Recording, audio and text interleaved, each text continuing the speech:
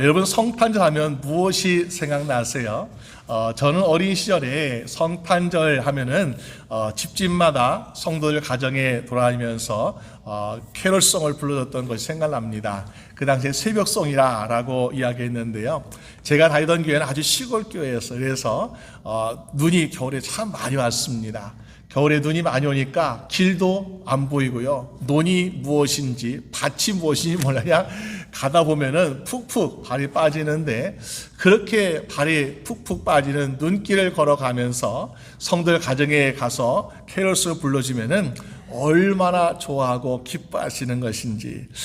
저희가 노래를 잘 불러서 기뻐하는 것은 아니었던 것 같아요. 또 우리가 함께 따뜻한 차를 마시고 또 간식을 먹어서 기뻐했던 것도 아닌 것 같아요. 중요한 것은 우리가 예수님의 태어나신 이 기쁜 소식을 함께 전하고 함께 받아들이는 것이 얼마나 우리에게 큰 기쁨이었는가라는 것을 생각해 보게 됩니다. 성탄절 우리가 주님이 오셨기 때문에 기뻐하는 그런 계절인 것입니다. 예전 우리가 미국에서도 보게 되면요, 메리 크리스마스 하고 인사를 많이 했어요. 그러면은 사람들이 이 미국 사람들로 보니까는 메리 크리스마스 하고 인사를 참 많이 받아주었습니다. 그런데 점점요, 우리가 메리 크리스마스 인사면요, 그렇게 인사하지 말래요. 그냥 해피 할러데이 하고 이렇게 인사라고 하는 사람도 있습니다. 왜 그럴까요? 특별히 이슬람이나 또 다른 종교의 사람들은요, 예수님의 태어나심을 인정하지 않기 때문에 메리 크리스마스라고 인사하지 말라고 하는 그런 모습을 보게 됩니다. 그런 것을 볼 때 참 안타깝죠. 세상의 사람들이 모두 기뻐야 될 이 성탄절을 우리가 함께 즐거워하지 못하는 것이 얼마나 안타깝습니까? 외교 전문지인 포린 풀리라는 그런 잡지에서는 산타클로스가 이 성탄절에 돌아다니면은 등에 칼을 맞을 수 있다라는 그런 나라를 소개하고 있습니다. 보니까는 5개 나라가 있었는데요. 우즈베키스탄, 베네수엘라, 쿠바, 사우디아라비아, 그리고 북한이 있다 그래요. 사우디아라비아에서는 성탄절에 인사하고 다니면요, 추방당합니다. 북한은 우리가 말할 것도 없지요. 정말 이 예수님의 오신 기쁜 소식을 한 사람도 한나라도 빠짐없이 모든 세상의 사람들이 기뻐해야 되는데 그렇지 못한 것이 참 안타까운 모습을 보게 됩니다. 그러나 예수님이 오시면 어쨌든 간에 우리가 모두가 기뻐해야 할 기쁜 소식이다. 그러면서 우리가 기쁜 소식을 왜 기뻐할 수밖에 없는가, 2가지 이유를 우리 말씀을 통해서 보고자 합니다. 첫 번째는 이 성탄절은 보니까 모두가 기다리던 기쁜 소식이기 때문에 모두가 기뻐할 수 있다는 것을 보여주고 있습니다. 우리의 여름에 특히 비가 내리지 아니하면요, 모든 세상의 사람, 특히 농부들은요, 비가 오기만을 굉장히 기다리고 있는 모습을 보게 됩니다.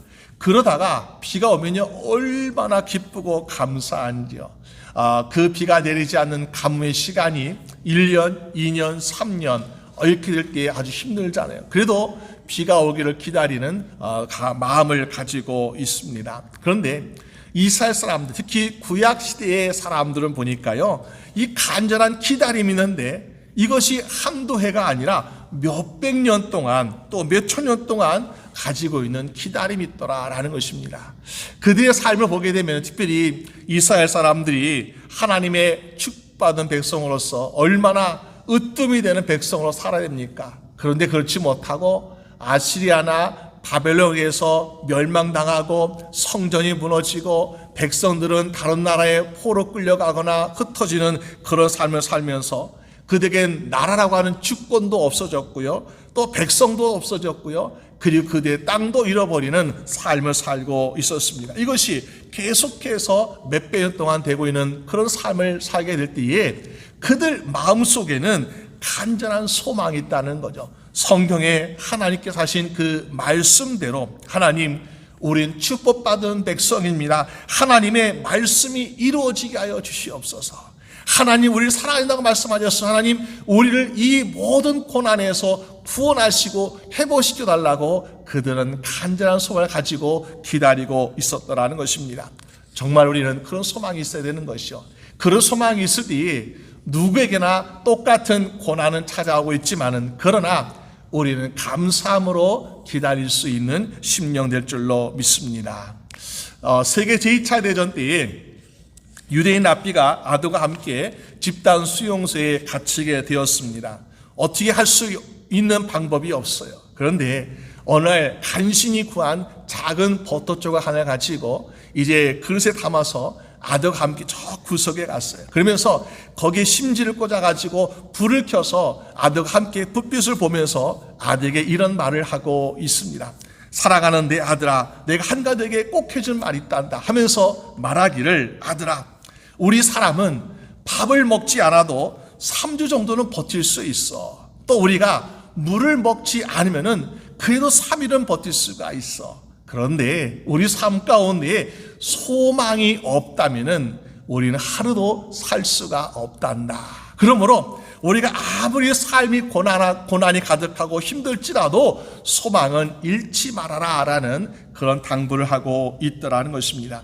그 소망이 우리에게 힘을 주고, 그 소망이 우리에게 인내하게 하고, 그 소망이 우리 주 예수 그리스도를 기다릴 수 있는 기쁨이 되는 줄로 믿습니다. 그래서 이 간절한 소망 때문에 하나님은 약속하신 말씀대로 예수님을 이 땅에 보내신 것을 보여주고 있습니다. 이사야 40장 8절 말씀 보니까 푸른 마르고 꽃은 시드나 우리 하나님 말씀은 영영히 서리라. 영이 하나님 말씀은 서 있다. 변하지 않는다. 그래서 10절 말씀 보니까 보라, 주 여호와께서 장차 강한 자로 임하실 것이요 친히 그 팔로 다스릴 것이라. 보라, 상급이 그에게 있고 보응이 그 앞에 있느니라. 말씀대로 오신 예수 그리스도, 그 예수님은 강하고 능력이 많으시고 우리 위로하시고 우리 인도하시는 주님이심을 보여주고 있습니다. 그 예수님이 이 땅에 오셨을 때에 이사야 49장 13절에 말씀하기를, 하늘이여 노래하라, 땅이여 기뻐하라, 산들이여 즐거이 노래하라. 여호와가 그 백성을 위로하였은즉 그 고난 당한 자를 긍휼히 여길 것임이라고 성경은 말씀하고 있습니다. 우리에게 참된 위로와 참된 평화를 주시기 위해서, 사랑을 주시기 위해 오신 예수님을 기쁘게 맞이할 수 있는 여러분 되시기를 주님의 이름으로 축원합니다.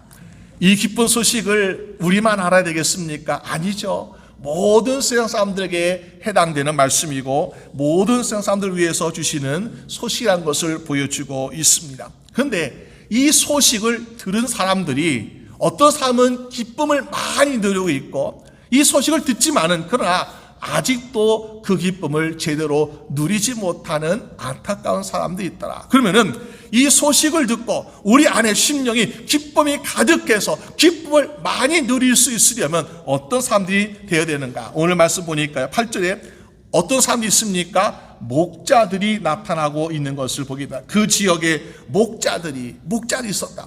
이 목자들을 보니까요, 기쁨을 누리고 있다는 것이죠. 왜? 예수님을 만났기 때문에, 음성을 듣기 때문에 그들은 이 기쁜 소식을 통해서 기쁨을 누리고 있더라라는 것입니다. 여러분, 이 구약시대에 과연 분위기는 어땠을까? 오늘 보니까 그 본문 앞에 1절에 그때에 가이사 아구스도가 영을 내려서 천하로 다 호족하라 하였으니, 가이사 아구스도 황제가, 로마 황제가 모든 나라, 식민지 나라까지 인구조사를 명령을 내렸던 그런 시기였습니다. 인구조사, 우리도 하잖아요. 뭐 별거 아닌 것 같죠. 그런데 그 당시의 인구조사는 여러 가지 의미를 가지고 있습니다. 먼저는 로마가 지배하는 이 나라들에 대해서 세금을 제대로 왜 사람당, 한 사람당 세금을 거두기 때문에 세금을 제대로 거두기 위해서는 몇 명이 있는지 정확히 알 수 있어야 되겠죠. 또 이 사람을 제대로 알고 있으면 어떡합니까? 또 젊은 남자 어떻게 되는지 알 수 있으니까 더 많은 군대를 소집해가지고 힘을 더 강하게 만들 수 있다는 것이죠. 결국 이것은요, 왕이 배부르고 또 왕이 힘을 더 세게 하기 위해서 하는 그러한 조사라고 볼 수 있습니다. 그런데 이것을 다 찬성할까요? 그렇지 않습니다. 어떤 사람은 지금 내는 세금도 버거운데 더 많은 세금을 내라 하니까는 아이고 세금 못 내겠다 힘들어하는 사람도 있고요. 불평합니다. 또 어떤 사람은 왕의 힘이 더 강해지니까 야, 안 되겠구나 하면서 반란을 일으키는 사람들도 곳곳에 일하고 있던 것을 보게 됩니다. 사람들의 불평, 불만, 또 사람들의 반란 일하고 있는 이 시대가 얼마나 혼란스러운 시대였겠습니까? 그런데 이렇게 혼란스러운 시대에 우리는 만약에 그런 식으로 산다면 어떤 마음 가지겠어? 야, 너무나 세상이 복잡하구나. 물가가 막 올라가고 세금을 더 많이 해야 되고, 또 우리가 젊은 남자들은 군대 막 끌려가야 되고, 야, 이거 못 살겠다. 내일 어떻게 살까 하면서 걱정, 근심이 끊이지 않고 우왕좌왕하는 당하는 사람들이 얼마나 많이 있었겠습니까? 그런데 여기에 보니까 오늘 목자들은 어떻게 하고 있습니까? 그 밤에 양떼를 지키고 있다. 세상이 어떻게 요동하든지 간에 흔들리지 아니하고 자기 할 바 목자, 양떼를 지키는 이 목자 역할을 계속해서 잘 지키고 있었다라는 것을 보게 됩니다. 왜 그랬을까요? 물론 자기 주어진 임무가 그것이에요. 그러나 우리 심령도 마찬가지로 반석 되시는 예수 그리스도를 나의 주로 모실 때에는 우리는 세상이 아무리 전쟁이나 경제나 또 경제가 어렵거나 정치가 흔들려도 우리의 모든 삶은 흔들리지 않는 삶을 살게 될 줄로 믿습니다. 그래서 우리 심리 어떻게 돼요? 주님을 바라봐야 돼요. 메시아 되시는 예수 그리스도를 소망을 두고 살아가는 사람들은 여기에 흔들리지 아니하고 살아갈 수 있더라라는 것입니다. 그러면서 이들은 흔들리지 않았습니다. 자기의 자를 지키고 양떼를 지키고 있는 모습. 그렇게 하다 보니까 어떻게 해요? 주의 깊은 소식을 먼저 듣게 되는 영광을 얻게 된 것을 보게 됩니다. 오늘 우리도 우리 삶 가운데 우리의 개인이나 가정에서 또 여러 가지 일하는 곳에서 또 사역에서 우리의 자리를 잘 지키고 말미암아 앞으로 다시 오실 주님도 그러지 않겠습니까? 우리가 성경에 보게 되면 종말의 때에 얼마나 세상이 어수선합니까? 전쟁, 기근, 재앙 여러 가지 많잖아요. 그런데 우리 신앙의 자리를 잘 지켜서 주님이 오시는 그날에 함께 기쁨으로 다 만날 수 있는 여러분 되시기를 주님의 이름으로 축원합니다. 또 보니까 예수님의 기쁜 소식을 목자 들었습니다. 근데 또 어떤 사람들은 보니까는 빛 대신 주님을 바라봄으로 또 기쁜 소식을 얻게 되는 것을 보게 되죠. 우리가 잘 아시는 마태복음 2장에 보니까 동방의 박사들이 무엇을 보고 찾아왔습니까? 빛을 바라보고 찾아와서 별빛을 보고. 근데 그냥 별빛이냐? 아니죠. 이 땅에 메시아가 태어나신다. 바로 예수 그리스도의 태어나심을 바라보고 먼 길에서 그들은 달려왔던 것을 보게 됩니다. 만약에 그 별빛이 소망이 없는 것이었다면요, 그들은 먼 길에 걸어오기도 하고 낙타 타서 오기도 하고 그런 가운데에 지치고 피곤합니다. 또 보니까는 강대 위험도 참 많이 있습니다. 그런 위험한 길을 그들이 올 수 있었던 것은 주님의 태어나심을 바라보는 소망이 있었기 때문에 먼 길을 올 수 있었더라라는 것입니다. 우리가 그런 마음을 우리도 가져야 되지 않을까. 제가 예전에 사막에서 어떤 교회에서 사역하게 될 때에 어떤 한 성도님을 만나게 되었습니다. 이 집사님은요, 한 달에 한두 번 정도 교회 오시는 것 같아요. 얼마 되지 않았는데, 이왕이면 자주 뵈었으면 좋겠어요. 그래서 주일날 뵐 때마다, 자주 뵈었으면 좋겠네요. 주일날 또 뵀으면 좋겠다 하면서 인사드리고, 한번 제가 신발 가겠습니다. 하고 주소를 받았어요. 그리고 어제 신발 가기로 약속했습니다.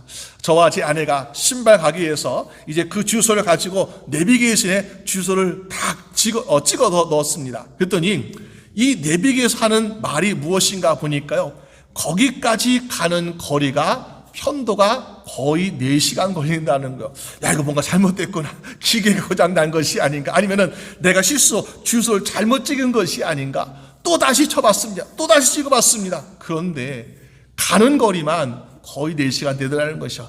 야, 일단 한번 가보자. 주소를 받았으니까. 맞다고 하니까 가보자. 가보기 시작했습니다.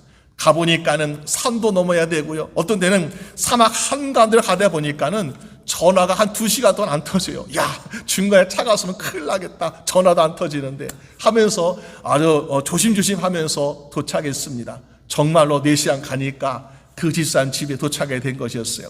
신방을 잘 마치고 그 다음 주일날 또 뵙게 되었어요. 그때 제가 이렇게 물어봤습니다. 집사님, 집이 정말로 머네요.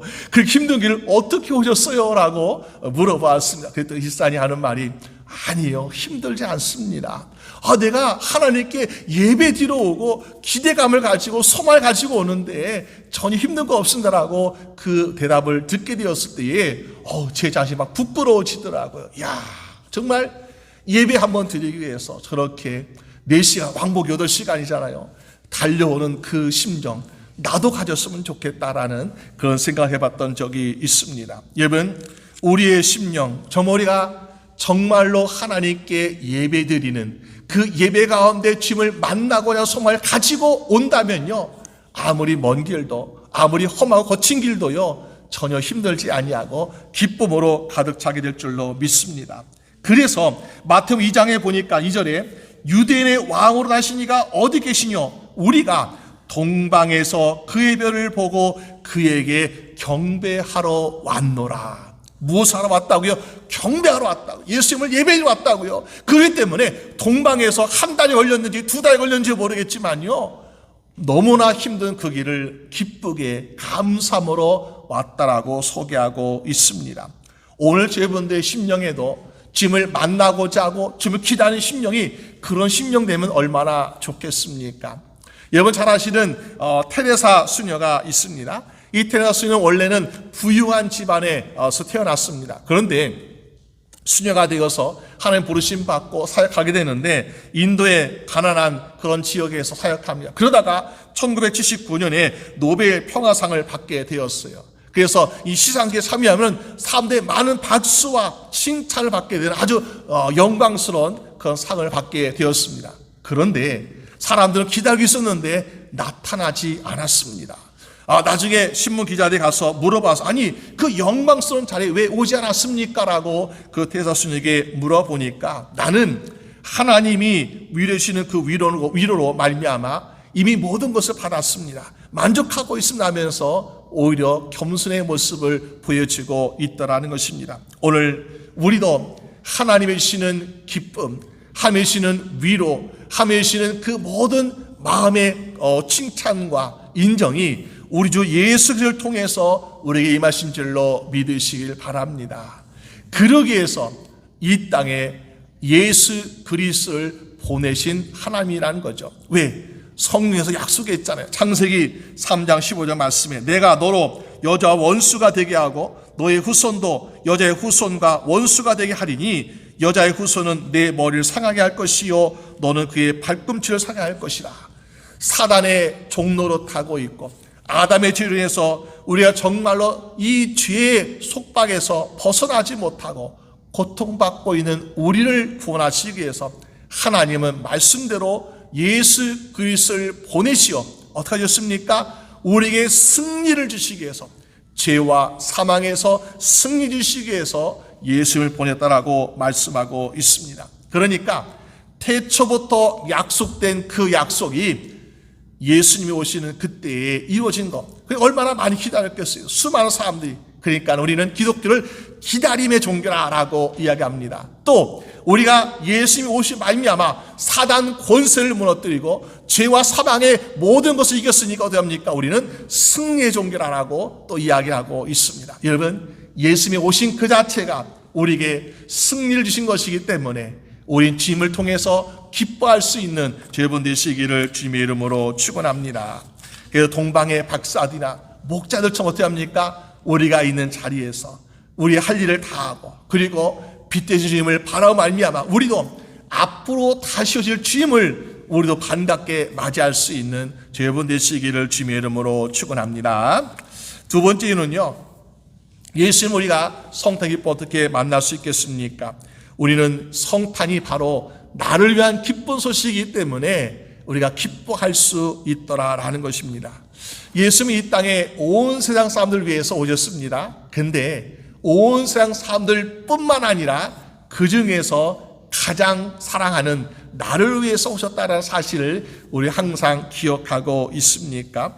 여러분, 옛날에 기쁜 소식은요, 제일 높은 사람, 왕에게 먼저 기쁜 소식이 전해졌어요. 그리고 그 다음 종교 지도자겠죠. 바리새인, 서기관, 사두개인 같은 그 종교 지도자에게 기쁜 소식이 전해졌습니다. 그런데 오늘 보니까 왕도 아니에요. 종교 지도자도 아니에요. 보니까는 들에서 양떼를 치고 있는 목자들에게 기쁜 소식이 제일 먼저 전해지고 있더라.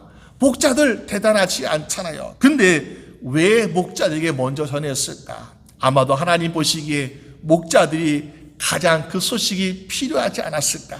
그래서 먼저 그들에게 전하지 않았을까라는 것을 보게 됩니다. 예수님 당시에요, 이 목자는 좋은 그런 직업이 아니었습니다. 그들은 존경받는 것도 아니었습니다. 멸시, 천대받는 직업이었어요. 율법에 보게 되면 랍비들이 가르칠 때 이렇게 가르칩니다. 유대인들이 가져서는 안 될 직업 6가지, 그 중에서 하나가 바로 목자였습니다. 왜냐하면 목자는 어떻습니까? 그렇게 깨끗하고 존경받는 것이 않았어요. 그래서 이 바리새인들조차도 목자들과 직접적인 거래하지 않았습니다. 우리가 목자를 통해서 양의 우유도 얻을 수 있고요, 또 털도 얻을 수 있고 여러 가지 얻을 수 있잖아요. 근데 필요한데 목자를 직접 만나지 아니하고 중개하는 다른 사람을 거쳐가지고 얻는다. 왜? 직접 만나면 내가 부정하니까. 그런 것이 바로 이 목자의 직업이었습니다. 또 목자들은요, 어떤 사람도 보니까 거짓말쟁이가 많았다 그래요. 그래서 목자들은 믿을 수 없다. 그러니까 우리는 어떤 사건이 일어날 때에 증인을 2명, 3명을 쓰게 되는데 목자는 제외, 목자는 믿을 수 없다 할 정도로 신뢰받지 못한 사람들이 목자였습니다. 그리고 그들 항상 이 양들의 오물을 밟고 다니니까는 부정하다. 그러니까 예배를 드리고 싶어도 성전에 들어가지도 못했어요. 얼마나 멸시천대받는 그런 사람들이었습니까? 오늘날 우리를 본다면요, 우리가 죄가 많고 허물이 많고 실수가 많은 하나님과 원수된 우리 자신을 볼 때에 우리는 하나님께 가까이 나갈 수도 없고 좀 하나님께 나 이렇습니다 하고 떳떳하게 내세울 수 없는 우리 자신인데 얼마나 고통스럽고 얼마나 외롭습니까? 근데 하나님은요, 그런 사람들을 불쌍히 여기시고 먼저 찾아가신다는 거야. 그래서 하나님께서 예수의 기쁜 소식을 이 목자들에게 전해주고 있더라라는 것입니다. 여러분, 우리가 인간적으로 보게 되면 그래도 이 놀라운 기쁜 소식인데 그래도 바리새인 아니면 사두개인 대상 이런 사람들에게 먼저 알려줘야 되지 않겠습니까? 근데 그들에게 기쁜 소식이라고 전해주려고 하다 보니까는 그들은 별로 기뻐하지 않을 것 같아요. 왜? 바리새인들 이렇게 기도합니다. 하나님, 나는 저기 세리와 같은 그런 죄들을 짓지 않고 있습니다. 나는 죄가 별로 없어요. 하나님, 나는 그리고요 참 주일 성수 잘 지키고 신앙생활 잘하고 있습니다. 완전합니다 라고 이해하고 있습니다. 그러니까 예수의 기쁜 소식은 뭐예요?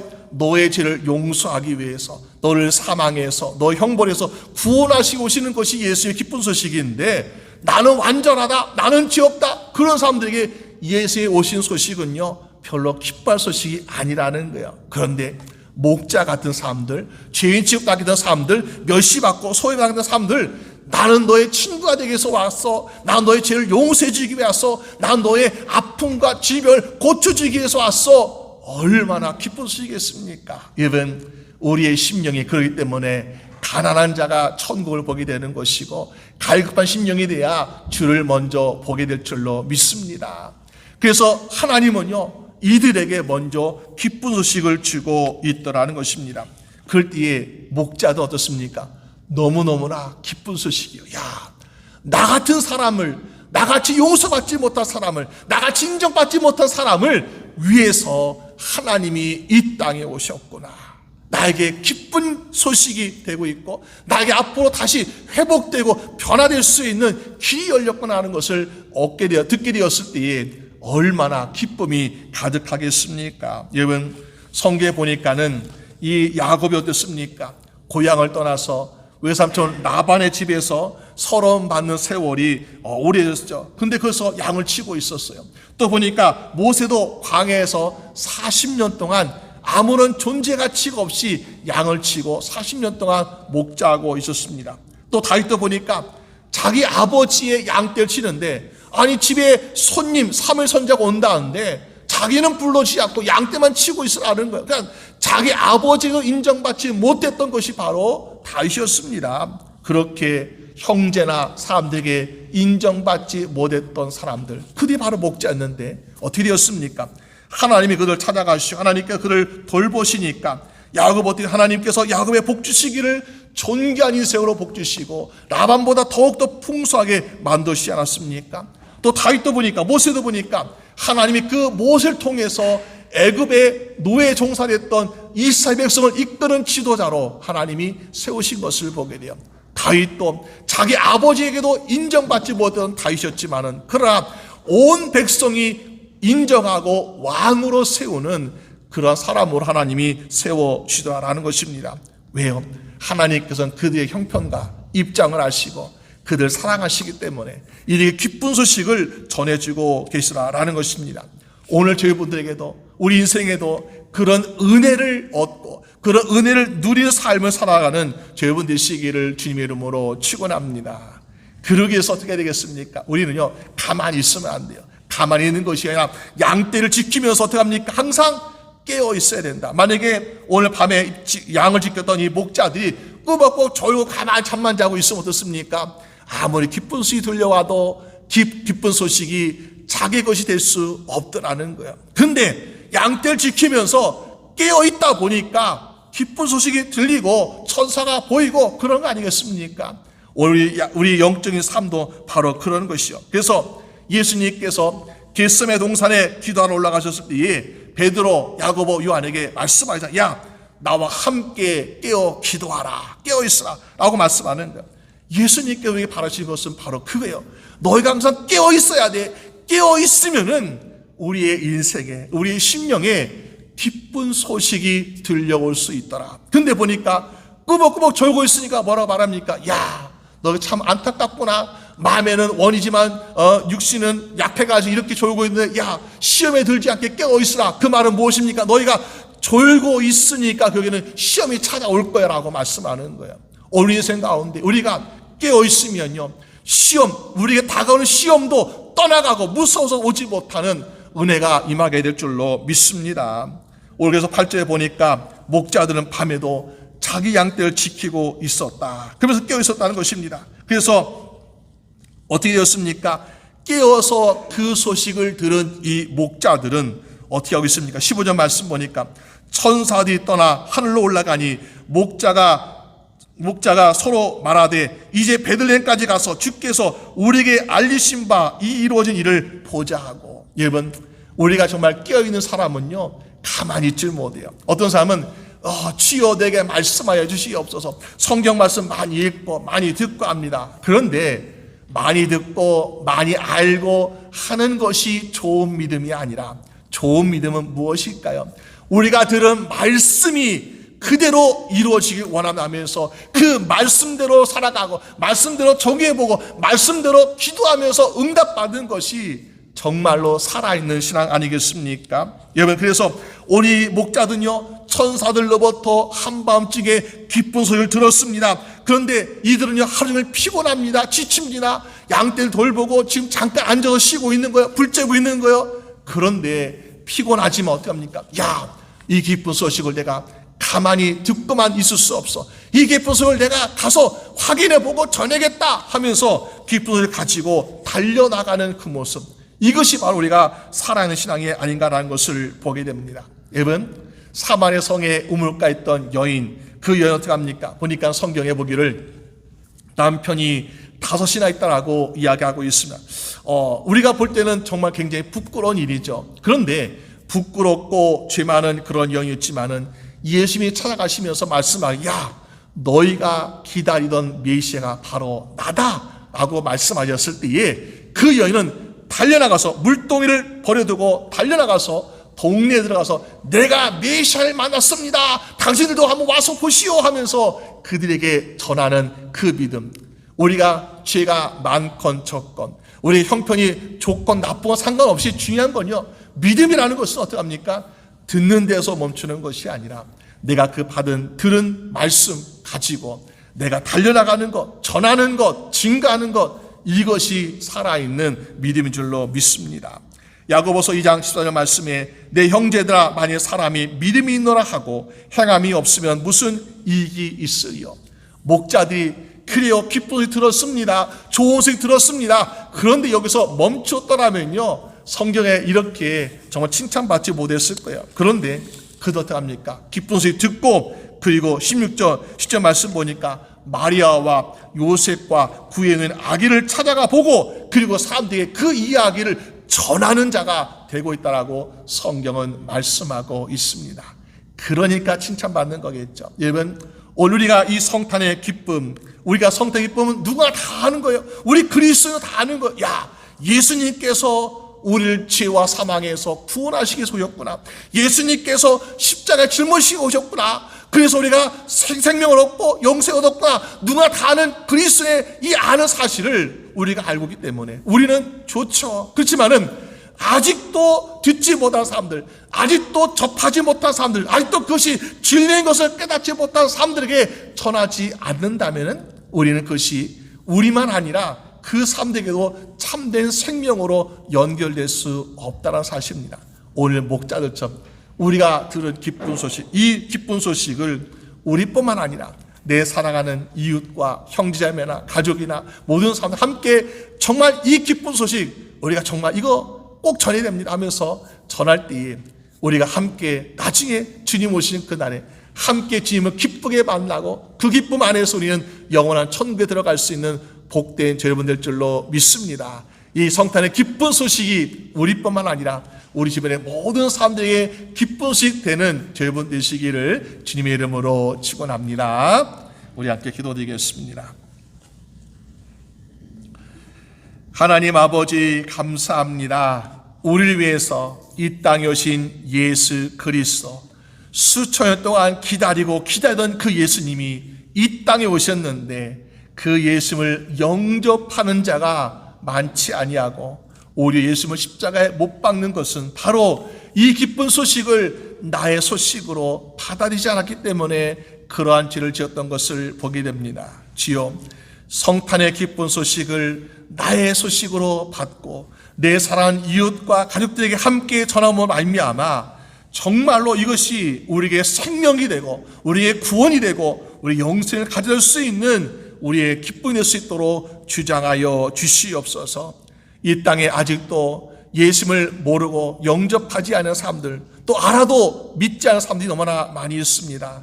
우리가 그들에게 정말 이 메리 크리스마스라는 이 한마디의 인사를 통해서라도 예수님의 태어나심을 전할 수 있는 복된 주간 될 수 있도록 인도하여 주시옵소서. 감사드리옵고 우리 주 예수 그리스도의 이름으로 기도드립니다. 아멘.